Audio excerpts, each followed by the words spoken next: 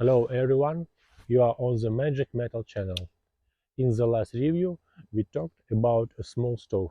Today we will look at the large stove of our production. The stove's weight is 30 pounds. Its length is 14 inches and the height is 14 inches too. It is capable of heating a room up to 200 square feet.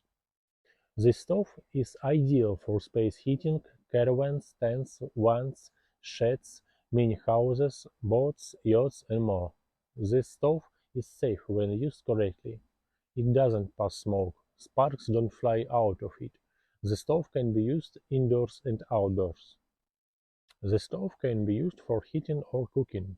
Each stove has a hole with a hatch. You can put a small frying pan, pot or grill grid on it and cook something to it. For ease of transportation, the legs of the stove are foldable. Holes are drilled at the bottom of the legs, so that you can fix it on the surface, and you won't have to worry about the stove falling. Let's tell you what the stove is made of. It is made of alloy steel, painted with fireproof, safe and non-toxic paint that can withstand temperatures up to 1200 degrees Celsius. The glass on the stove door is made of refractory glass from Robox. The handles are also made of eco-friendly, non-toxic and flame-resistant plastic.